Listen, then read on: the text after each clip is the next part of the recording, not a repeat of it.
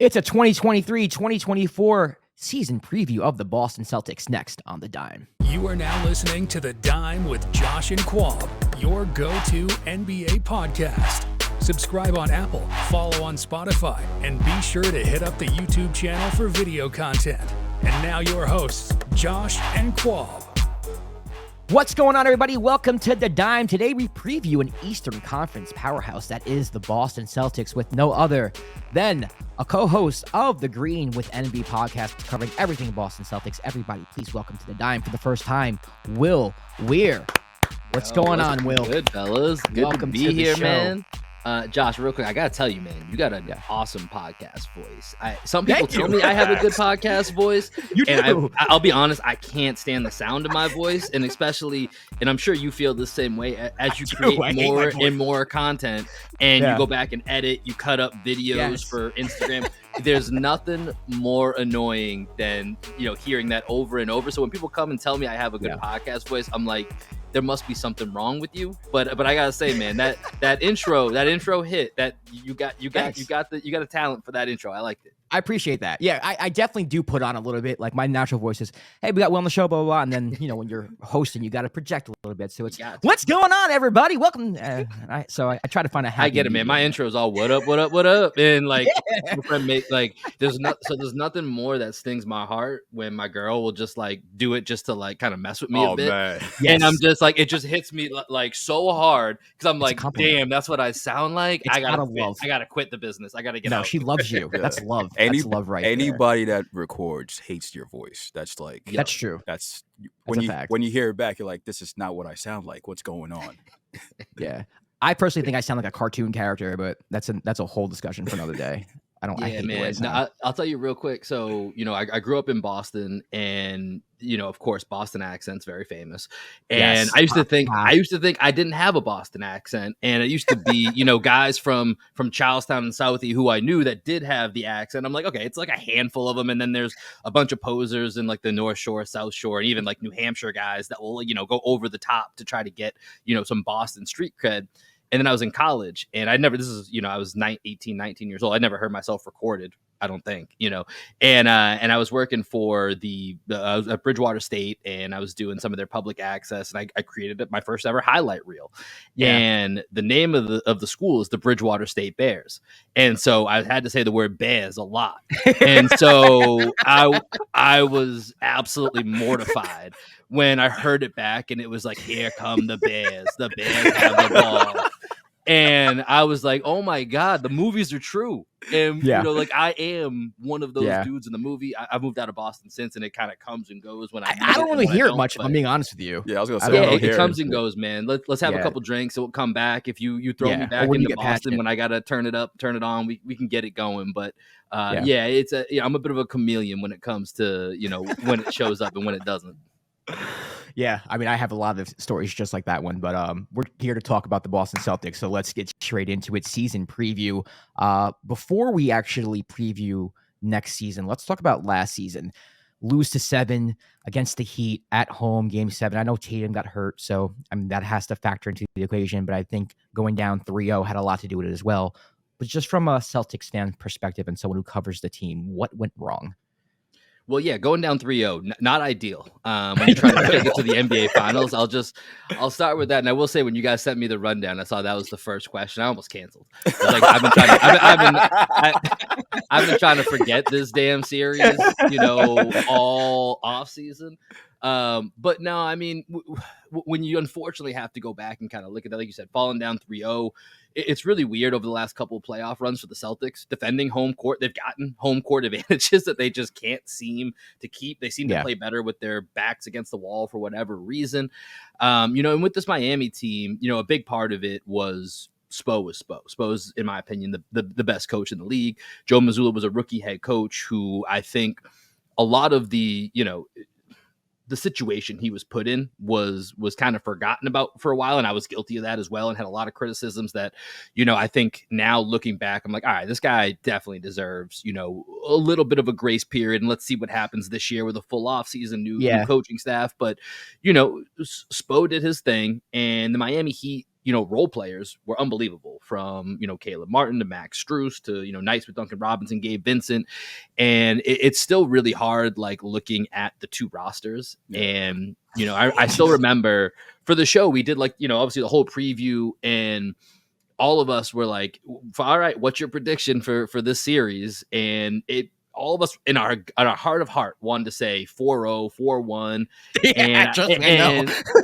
And like, literally, I remember my prediction was it's 4-3. I'm going to say Celtics, and I have no idea how we get there or why it happens. Right. Yeah. And, obviously Jimmy is Jimmy in the playoffs, but even outside of the first two games, like, he was good. He wasn't great. Yeah, he wasn't like, yeah. And you saw the Celtics, make some, switch it up a little bit once they got down 3-0. Once again, backs against the wall, and then that Jayson Tatum, rolled ankle first minute, Game 7, and Malcolm Brogdon was hurt as well, which he was brought in to be that, hey, if one of the Jays doesn't have it going on or is injured, we need another 20 points. We need another guy who can go get a bucket, and he wasn't available in that game. Fell to Jaylen Brown. He didn't have his best moment. And, Derek White was really the only guy that was really had anything going, but it was clearly not enough. And you just can't put yourself in that hole. So, it was a tough series, but Heat Celtics has been a battle for 3 out of the last 4 years in the conference final. So I just don't expect that to change much anytime soon. It's like low key the biggest rivalry in the sport without doesn't get that type of love, but acknowledging it. If if two teams meet in the conference finals, like they have, like it'd be all over the place. And it's not even like these aren't marquee franchises. Like the Celtics are, with the Lakers, the most prominent franchise of all time, and the Heat lately have been as well. So it's kind of weird that no one actually looks at these two teams as if they're rivals. But shifting over, just talking more about the series, you mentioned Mazzulla. Do you blame him at all for what happened during the series? Do you think that, I mean, for instance, like they couldn't do anything against the zone? Is that on him? Is that just like personnel? What's up with that? I mean, yes and no, right? I mean, Celtics struggling against the zone. Tell me if you've seen that headline before. Like you said, this has been happening for years, that the Celtics struggle against the CYO zone, and Spo knows it, and Spo is going to mix and match when he throws it out there. So yes, there's certainly issues with Mazzulla. Like I said, looking back, we really saw how much it really mattered to have a true coaching staff, because, it's funny, not until you have time to reflect can you really go back and be like, kind of correct some of the things that you were saying in time. Because as y'all know, you're making these comments in the moment. In the heat of the moment, I'm pissed off that Joe Mazzulla didn't call a timeout, when he was supposed to. Which time? Playing Grant I know, that's what I'm saying. And it was over and over. Didn't play Grant Williams in certain moments. There was that weird combative relationship between the two of them, which I don't think always, made a ton of sense. So he certainly does get, some blame, but it can't all be on him. Because I think, you start the season the night before training camp. Ime Udoka was the head coach, and you had Joe Mazzulla and Damon Stoudemire as your top 3 coaches. By the end of the year, you had just Joe Mazzulla, who, I'm 34, Joe Mazzulla's 34. Like, we're the same damn age, and like this dude's coaching the Boston Celtics, and I'm sitting here recording a podcast twice a week. Like there's just levels to it, and so I think he gets another chance this year. But solving that zone, it's something, especially if they come against the Heat, they're going to see it again. And that's where I'm hoping, a move like they made with Kristaps Porzingis, that's something that you can maybe use to counter that. We still yet to be seen, what his health is, which is of course going to be a question. But I think with a year under his belt, Charles Lee, bring in Sam Cassell, bring in Phil Pressey, it's a much deeper coaching staff. I'm excited to see what year 2 brings from Mazzulla. I think I was going to ask, the running joke we have on this podcast is about heat culture. So do you think heat culture is real? Oh, man. I mean, I don't want it to be, but they've been to the finals last 2 of the last 4 years. They keep finding themselves in these positions, and, they keep making Caleb Martin into a star in the postseason. Gabe Vincent just got a bag. Max Strus just got a bag. Like, makes no damn sense. It doesn't. Like, that's the thing. I'm with you. It doesn't make sense. It seems like phony, tough guy stuff, but I can't argue with results anymore. Like, I don't know. Like, I don't really have, other than my pride in just wanting it not to be real, I don't really have a true argument to say, yeah, that doesn't work. Like, but from Pat Riley to Spo to Jimmy, like, that seems like the right triumvirate to really like kind of install that heat culture, as annoying as it can be sometimes. I hate heat culture. Anytime I say heat culture, Josh has like PTSD as a Knicks I fan. die. Like, he just I mean, Will, I'm with you, man. You gotta understand, like during this podcast, we were doing like playoff predictions, and when the Knicks played the Heat, I'm like Knicks in 5. I'm like, there's no way. I was like, I watched the Heat. I think I picked the Knicks over the Heat too, actually. 82 games of the Miami Heat being nothing but just absurdly average. There's no way the Knicks are losing to this team. And if they do lose to this team, something catastrophic has to happen. So for me, it's not so much that I don't believe in heat culture. It's just I'm traumatized by heat culture. It literally broke me. And even the Celtics series, I picked the Celtics. And I picked the Celtics in 6. Like, you know what? I'm adding a game for heat culture because the Celtics should win this in 5. It broke me. They broke me. So we ask everybody now what they think about heat culture, no matter like if the team covering the Nuggets. You cover the Nuggets, or what do you think? We still ask. Begrudgingly, I guess it's a thing. Yeah. I can't argue with results. Shifting real quick to the big move over the summer, trading Marcus Smart. What was your initial reaction when you heard the trade happened? Well, my initial reaction was I preferred the Malcolm Brogdon trade. That was probably my initial reaction. Is that I wish that one had just gone through. But ultimately, the first reaction is a little bit visceral because Marcus Smart has been kind of the face of the Celtics post the big three of KG, Paul Pierce, and Ray Allen. He's that first draft pick. Has been here, been in the playoffs. I think just about every year. I think every year of his career, maybe not the first year, can't remember. But and he's just been kind of that leader, right? And heart and soul is a term popularly associated with Marcus Smart. So. And, love and trust is a very common term in Celtics Nation about talking about Marcus Smart. But at the same time, no one's ever given me more ulcers than Marcus Smart. One of the things that I would always say on our show is the worst thing that could happen is Marcus Smart makes his first 2 3-pointers in the first quarter. Yes. Like it looks good in the moment. It feels good. But until you get late and he's like, nah, like, oh, you guys don't think you have it? Don't worry. I got this. And there was always one too many. And over the last couple of years, he really cut down on that. And he really became a true point guard. They gave him the keys. They told him, be the point guard. And, sometimes you need a dude that's irrationally confident. We saw nights where it worked out. There was nights in the bubble against the Raptors where he hit 6 threes in the fourth quarter. Don't know where that came from. But, of course, he's going to hang his hat that, I could do that. Why not? I always knew I could. And so, losing Marcus Smart, it's always tough because he's everything a guy like the city of Boston loves Marcus Smart. He's diving on the floor, giving up his body. That's the quintessential, Boston guy that fans are going to probably overvalue to a certain degree. So it's tough in that sense just because there's a lot of emotion tied to it. But from an on-court sense, whoever thought Marcus Smart would be worth, basically Kristaps Porzingis and 2 first-round picks. Like, I never thought that was going to be the value if, as so many times that Marcus has been thrown around in hypothetical trades, that was never the value that was ever, thought to be coming back. A couple of years back, Jalen Brown for Kristaps Porzingis was a potential rumor that was out there 2 years ago or so.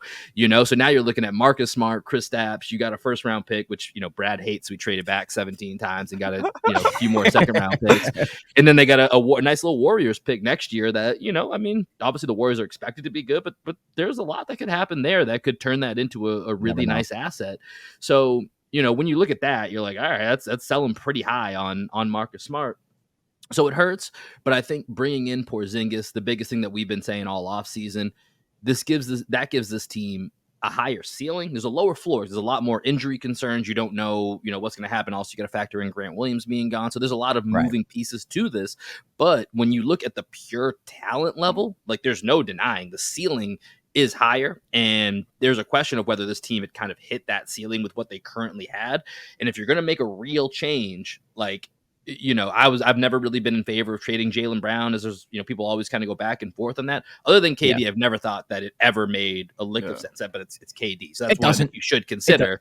And even then, you can make a really reasonable argument not to do that trade as well. So really, if you're looking to change it, and you're going to give Mazzulla another year. The next, the only place to make a real substantial change was potentially moving a guy like Marcus Smart. So it hurts, but at the end of the day, I think it was value-wise, it was a really good move. Yeah, and just to add to what you said, the Jayson Tatum, Jalen Brown pairing, like splitting them up, never made sense to me. So yeah, hey, these guys are 2 wins away from winning a finals. Let's break it up. Yeah. No. Go to the conference finals every year. There's something clearly not working with these guys. Let's not try to fix the edges around them. Let's separate these 2 sub 26-year-old all-stars. Right. Yeah. So you get Porzingis in return. Do you think he's the missing piece, quote unquote, that this team needed in order to win the championship? You know, he did have a little bit of trouble playing with Luka in Dallas. I don't think Jayson and Luka, they're different players, but you know, Jayson does need the ball in his hands most of the time. Jalen, same thing. Do you think that he's going to be able to fit in? And then do you think that Mazzulla is going to find a way to use him effectively on offense? Yeah, it's a great question. I think it's kind of TBD, to be honest. Like I said, from a talent standpoint, 100%. I think that this team, there's 2 things that Porzingis does that I think really help the Celtics. Number one is that talent level, just kind of raising that bar to, you know, an area where they have right now their top 7. Give me whatever top 7 you have. I'll take our top 7 healthy versus anybody else's healthy top 7. And I feel pretty good about our chances. And the other part is, I mean, 7'2", the man's just huge. Like, this makes the Celtics really big. Like, from their top 7 that I just mentioned, you know, Derek White, 6'4", led all guards and blocked shots this past season, made all defense. You know, you're going from 6'4" to 7'2" with Kristaps Porzingis, nobody under that other than Peyton Pritchard, who may get some minutes, but like your main 7, and you're looking at that front line, and you've got Jayson Tatum 6'10", Rob Williams 6'10", Al Horford 6'10", 6'11". You've got Kristaps 7'2", Jalen Brown 6'6", if he's healthy, one of the, you know, near those, one of those peak athletes that live in the NBA. And so now you have a really athletic, rangy, you know, diverse team, both offensively and defensively. So is he the missing piece? I mean, I don't know yet. I think it gives the Celtics, it's a different look, which I think is partially what was just needed, something different, like, to be honest. You know, we've seen, like I said, we've had trouble breaking the zone. A lot of the same issues the Celtics have had over the last couple of years, turnovers and, you know, breaking zones and, you know, things like that. Like, they keep repeating over and over. So you got to really dig in and make a big change to really try to mix that up. So will that be Porzingis? I don't know, but I think, you know, from what he brings, where this team is still with Mazzulla, the one thing we for sure know, he loves the 3-point shot. You know, Porzingis can do that. I think for him to work most effectively on offense, they do need to build in some more post touches. I think that's something that's been lacking from the Celtics offense in general over the last year and a half or so. So I think for him to be used most effectively, that's going to be something that would help from an offensive standpoint. And then defensively, I think it's going to be pretty intriguing, the different ways that they can use the double big lineup, because I think him, Al, and Rob can all work together in you know, different combinations. I agree. On offense too, yeah, for sure. On offense as well, right? Because you can go kind of high-low with that, right? Or, you know, with Al and KP, you're really spreading the court out. If you got the 2 of them out there with Tatum, Brown, White, or Brogdon, who was 6th man of the year, you know, so you've got a lot of diversity. I know one of our co-hosts, Adam Taylor, he's not huge on the KP and Rob Williams defensive pairing, just from the sense of, with KP, you're going to play a lot of drop, right? You're going to play a lot of drop coverage.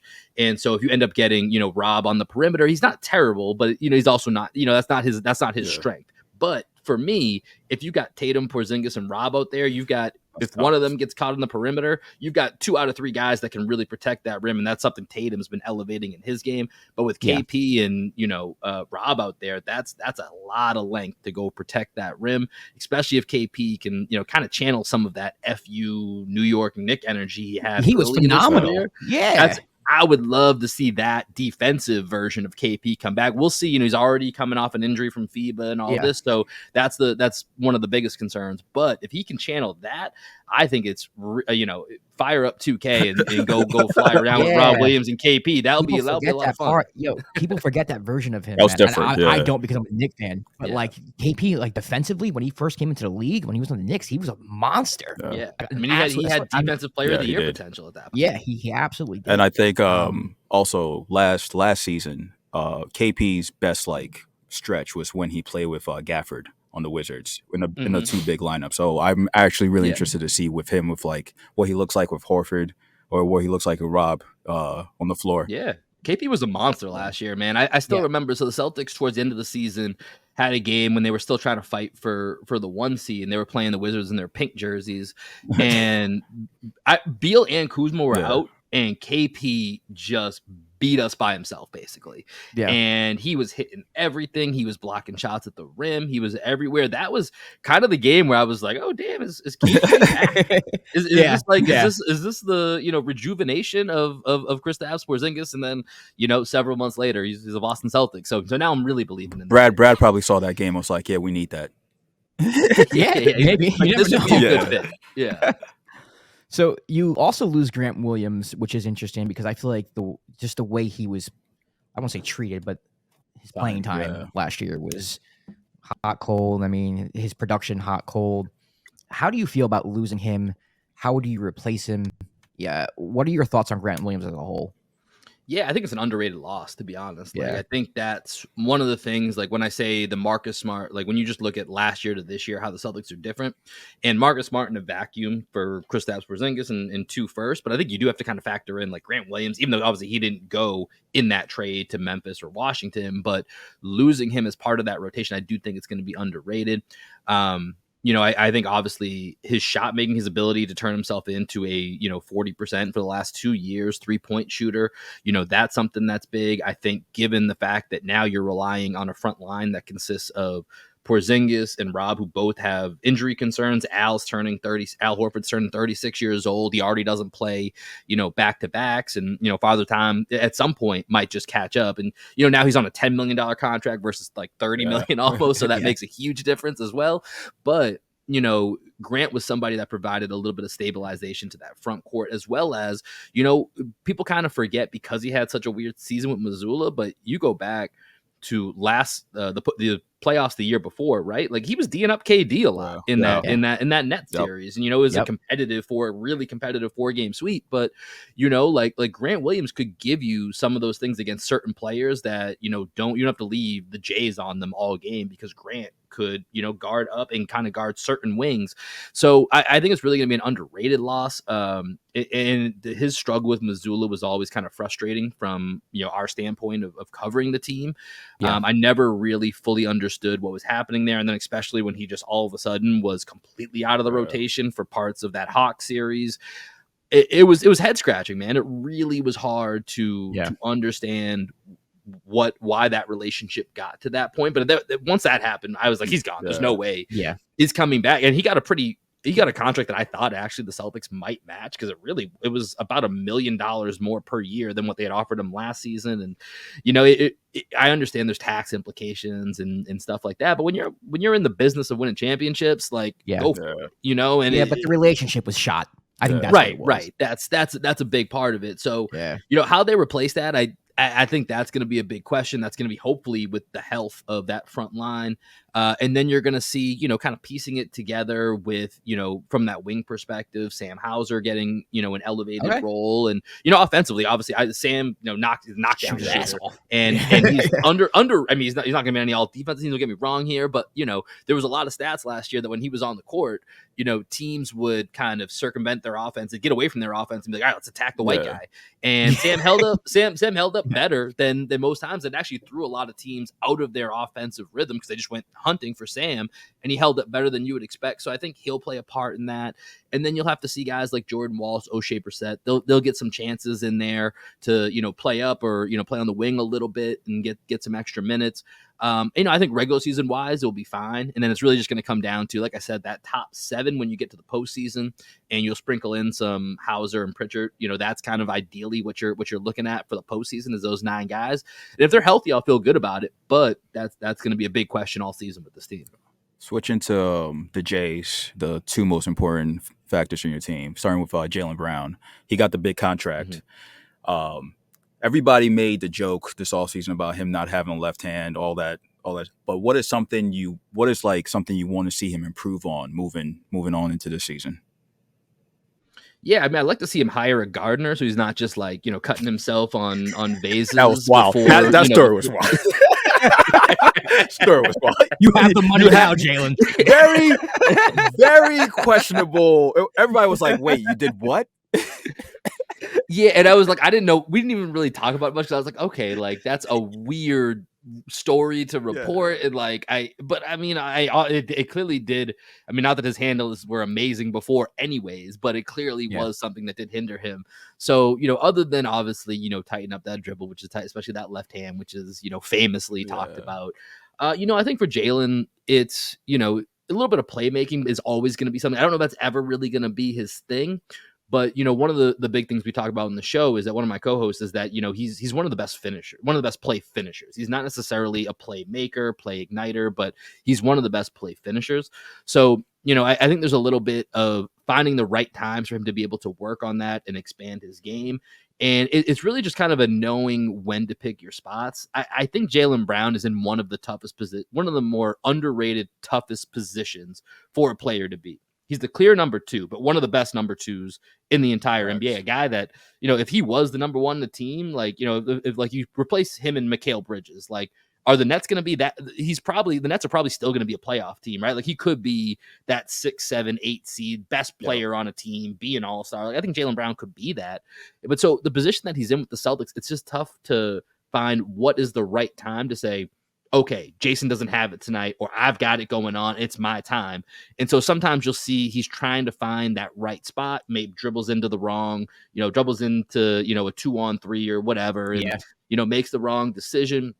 But it's just such a tough spot that I think sometimes you got to live with it, because then there's going to be the nights where, you wish it was game 7, that's where it was like, okay, now's my time. Clearly Jayson, got, rolled his ankle here in the first minute, and, and I got this, and it just wasn't one of those nights for Jaylen Brown. But, I think it's just a really tough spot to know when to step up and be the guy, and when to hang back and be that Robin to the Batman that is Jayson Tatum. So, I think just trying to find that better balance, and it's maybe something that never gets fully figured out, as we've seen that happen before, whether it's Westbrook, Durant, sometimes Penny and Shaq back in the day would have stuff like that, Kobe and Shaq, Wade and Shaq. So, it's a tough spot, but I think just knowing better timing and playmaking are probably 2 things that I would look at for Jaylen Brown, that ideally we find kind of that right mix. Now you have the other Jayson Tatum, MVP candidate, I think every year going forward for as long as he's in his prime.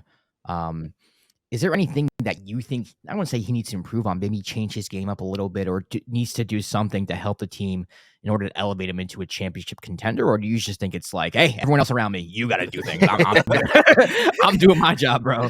What's the situation there? I mean, you're right, because like with Tatum, he's got a really nice all-around game right now at this point. Like, one of my early season predictions, he's getting a double-double next year, 30 and 10. Okay. Like, I mean, he got 8.8 last year, so it ain't like he's that far off. So, he's been climbing up with rebounds. Like I said, I mentioned earlier, like, I think he's a guy that you can somewhat, to a certain level, expect to protect the basket a little bit on defense. He just talked about an article one to make, an all defensive team. So I think for Tatum, and this is one of those things where I kind of hate saying this is where I want him to improve, because you don't really know the behind the scenes, the locker room stuff, but with Marcus Smart gone, this is one of the big pieces. And it's, it's a ton of speculation when you're doing what we do, because we're not in the locker room night to night. We're not part of the team, but that leadership, because I think a lot of times it felt like the Jays could kind of fall back and say, yo, Marcus is our vocal leader. Al's the uncle, they kind of got that, but you need to have a certain reflection of the best players on your team. And, Tatum's just like, he leads more by his actions than he does by, what he says. And that's cool. Everybody has their own style. So that's why I don't like necessarily want to knock and say he's got to be KG, where he's in your face, yelling, telling you this or that. Like, that's not him. Like, that's not going to help him play well or play better. So he's got to figure out his own style, but this team does need to kind of follow him a little bit more. So it's certainly an abstract answer, but I think it is that leadership department. And what that looks like, I have no idea. And we may never know until we see what that final result is, and then we play the results. But, that is going to be an area where it feels like Marcus Smart's gone. Jaylen Brown, Jayson Tatum, they got to kind of look in the mirror and say, I don't know how we're going to do it. We can decide how we do it, but we got to be the leaders of this team going forward. This is something that me and Josh have debated and discussed about in the past when it comes to the Celtics. Does this team need a traditional point guard in order to get over that hump? Because there are times when we watch them, like I think it was the Sixers series, where we were like, they have so many stale moments of just like inconsistent play, and maybe if they had a point guard that can just be like, okay, this is what we're gonna do, get to your spots or whatever, and just get the team moving in the right direction. Yeah, it's a good question. I mean, I know it's funny. How many traditional point guards are left in the NBA? Yeah, right. Like, so I mean, what does that even mean anymore? That's a good point. Yeah, exactly. Because like we've had this debate in our show too, and like there was a couple like I guess like Mike Conley, Chris Paul kind of fit that mold. The guy that Pritchard's a scorer. He's a scorer. Yeah, Pritchard's more of a scorer. Exactly. Like he's a point guard by label for sure, but not necessarily that. And by height, traditional. Yeah. And so, like, it's funny in that whole Marcus Smart and Kristaps trade. Like a few weeks before that, we did a spot on Bleacher Report where we were talking about like some trade targets. And we first of all, it's funny when you do like a live stream like that and you have a bunch of people in the chat. Nobody likes that. Yeah, you literally could not have a good idea no matter what. And so one of the trade proposals that I had like in there, like our mock trade scenarios we were doing was trading Marcus Smart to the Grizzlies, but for like Tyus Jones, a pick, and like Santi Aldama, and that was exactly my thought is like, we've seen the Jays with, Isaiah Thomas, with Kyrie Irving, with Kemba Walker, and then with Marcus Smart, who's not the same as those first three guys, but, does his own kind of thing. And so there's just not a lot of those traditional point guards out there. And honestly, like, I'm cool with Derek. I'm a huge Derek White fan, now like especially part of my ball brotherhood out here. So I gotta go for him even more now, So Ball Derek White got a hot spot. I did not know that Ball Derek White could get down the way he's been down. Yeah, man, you get a few extra inches of elevation when you shave it. You gotta try it out, Josh. You gotta go Chrome Dome, try it out, man. But I think Derek White's gonna be really good for this team. I think that's gonna be a question, but I think it's one that I feel pretty confident at being the answer, that he's going to be able to shoulder a larger responsibility. I mean, I think about halfway through the season, I became pretty convinced that Derek White's part of the closing. Like, I don't know what other Missoula's. You're gonna have the Jays. You're gonna have for last season one of Al or Rob for a big, or maybe both. But Derek White's got to be out there. That by about halfway through last year, to me, those were three guys that were absolutely needed to be on the court. In crunch time, those are the guys that are going to help decide the game. So I don't know if they need a traditional one, and I don't even know how to define that, I guess, anymore. It's tough. But I think Derek White, I'm all in on Derek White being the point guard for this team and that being something that can work. See, now I thought Brogdon was supposed to be that guy, when they brought him over, like the guy. It's interesting. The offense. And he's beefing with the Celtics now, right? Isn't there something going on with Brogdon? What is that about? Because I don't know what that is. So if you can kind of just tell me what that is and what do you think is his role going to be going forward? If there is a role, is he even going to be on the team? Yeah, I mean, he's going to be on the team because I don't think there's really good value you can get back right now. But I mean, the beef is shit. I wouldn't want to be traded either. Right? I wouldn't want to say, "Hey, I'm trading you." Nah, just playing, dog. Come back. We cool, right? Championship, right? We got. I forgot about that. Okay, now I remember. 18, yeah. So that's I mean, that's basically what it was. And I saw Gary Washburn had a report just saying basically there hasn't been a ton of fruitful conversation between the Celtics and Brogdon this offseason since that. Oh my God. Yeah, it's not great, man. It's not great. It's kind of been swept under the rug and just like, hey, man, everything's cool. Here's the thing. I think Brogdon. Come back to Boston. Let's win a championship. I mean, Malcolm Brogdon has the voice of Barack Obama, so he's very presidential, and he seems like he is a professional. So I think like. Winning will cure all. If he comes back and he's getting minutes and, he's going to get minutes, he's reigning sixth man of the year, I think there's a chance to save it, but it is definitely going to be awkward to start. And if things don't get off to a good start and injuries pile up or he gets hurt or, certain things happen, like there is a way for it to spiral and get out of hand. But I think it's funny the way that you just mentioned, like, isn't Brogdon supposed to be that guy? And there was kind of that is kind of the Brogdon I was expecting a little bit more going into last year. And it's funny, I think in the preseason game, me and one of my co-hosts, we got like, as everyone does when you're just like starved for basketball and you see this new toy that's on your team and you're like, oh my God. And we were like, haven't seen a pass like that since Rondo, since he made like a few dimes in the, in the preseason. But I do think, and it's going to be interesting to see what they do now without Marcus Smart, if they do ask him to change his role, because it did very much feel like Missoula put him in a position where it was like, listen, man, you're coming off the bench, and like it seemed like compared to like the previous parts of his career that he was asked specifically to be score first. Like you were out there to help the Jays. Like I said, when you look back to the finals against the Warriors, what was missing at a certain point was, all right, who else can get a bucket here? You know, we don't have anyone else. We were playing basically 6-7 guys at that point. No one else could create their own shot. The Jays were running out of gas. You know, Wiggins was playing amazing defense on Jayson Tatum. Jalen Brown actually had the better finals out of the two Jays, you know. And so then it was like, who's that other guy that's going to go? You know, Derek White had only been there for half a season. Marcus Smart, like we said, he's down to try. He's down to try and be that guy. You don't necessarily want him to be. And so that's where I loved the Malcolm Brogdon move, because I was like, that's who we need. We needed a guy like that to come in. And so, you know, I think Brogdon, you know, the relationship part, we'll see. That's going to be something to keep a close eye on in training camp. But if they can mend that fence, I think there's certainly a role here. And I do wonder if, you know, the style that he plays is adjusted, because he's been a guy that's been, you know, 7 assists a game, basically. Yeah. Obviously, he had a lot bigger role in Indiana during that time, but I think he can be a guy that is a little bit more of that facilitator, floor general, and then still be that knockdown guy who shot 44% from three. So I think he's one of the more fascinating cases going into the season of what his new role and new life is going to look like for the upcoming season. Is there another trade or acquisition out there that you think this team needs to make? TBD. I mean, I think right now with the team they have, like I said, give us our top 7 healthy, even without seeing what it looks like with Porzingis right now, and I'll roll into battle against any other team in the league right now, and we'll see how it goes. But you know, I think right now with the gamble that they made with the Porzingis move, you kind of got to see how the cards fall and you know, really what else is out there, because when you get, you know, you have these next 2 seasons and then things can get real murky, because that's when Jayson Tatum Supermax kicks in. You've already got Jaylen Brown making over $300 million. So the next 2 years, you have everybody in your top rotation really lined up nicely that, you know, if this is the right team, you're kind of good to go. And the Celtics do have some draft picks that they can, you know, make a few moves here and there. But I don't think you can get overzealous and be like, hey, we got to immediately change this up, you know, too quickly without fully knowing what it is that's missing. And so I think we need to get a view of what this team looks like with Porzingis to fully be like, okay, this was almost the right move, but it's missing, you know, insert X here. So I don't know what that is until we get a chance to see a better look of this new version of this team. Mazzulla with a year under his belt. How does having a real coaching staff actually make a difference for him?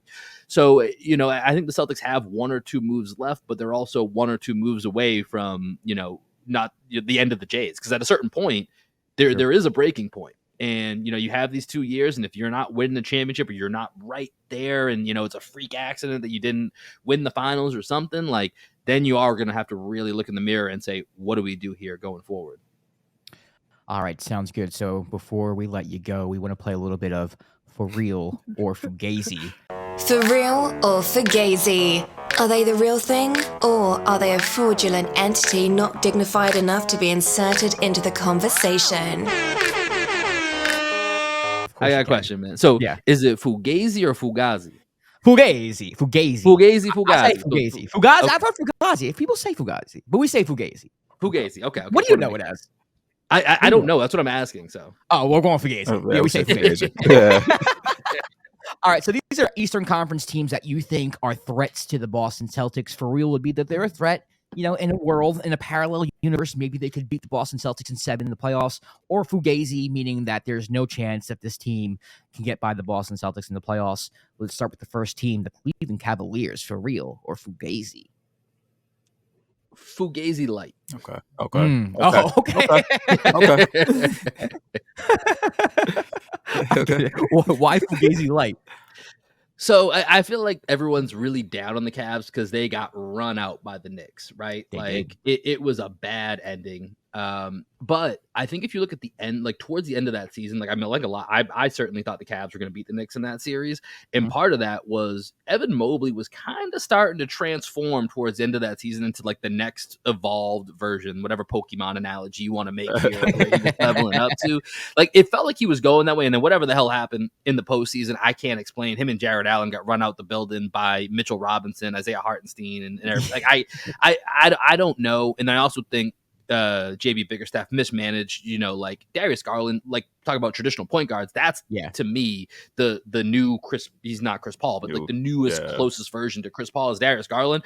And Donovan Mitchell's great, but you got to let Darius Garland kind of run the show and then get Mitchell involved. And, so I just think the Cavs, like if Mobley takes a leap and they can figure out if him and Allen can work together, or they can spin Allen into other assets that can help them round out that team, I think there's a chance. But that's why I went, with them as a Fugazi light, because right now it's definitely Fugazi, but I think there's a not too distant world where Mobley makes the leap, and either they figure it out with Allen or they spin Allen into other assets that help them round out that team. And then that could become something that's more formidable.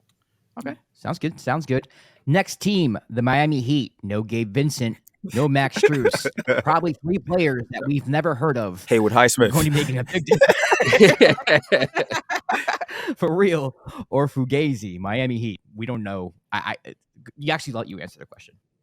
I mean, I got to go real, unfortunately. Like, I don't feel good about it. Like, it's like if we want to have the real conversation with the Heat right now is like, as much as Gabe Vincent, Max Strus, like that was 2 out of their 5 starters in the NBA. Yes, that's what I'm saying. It's like they're getting Tyler Hero back, and then if they get Dame, it's a definite real, right? Yeah. Like that's for sure. That's the but like without getting Dame and you're just losing 2 out of your 5 starters and you're getting Tyler. There's no way. I'm sorry. There's no way. I'm so. They brought back Josh Richardson. Be careful. I'll say it. You say it. Yeah, there's underrated. No I like Josh Richardson, man. I like Josh Richardson. Josh Richardson was only good on the Exactly. Well, he's back. He's back. He was on the Celtics. I liked him on the Celtics. Was he good on the Celtics? He was. I mean, he wasn't Heat. For his role, he wasn't Heat Josh for his Richardson role, though. he was fine. But he wasn't Heat Josh Oh, Richardson. man. I just hate the Heat. That's true. Well, Heat Josh Richardson got himself as like the main part of the Jimmy Butler deal somehow. Yeah. Like that was. I was like, that happened, I was like, oh man, the Sixers would be fun. I've seen Josh Richardson play on the Heat. Like that's a good pickup. Boy, was I off.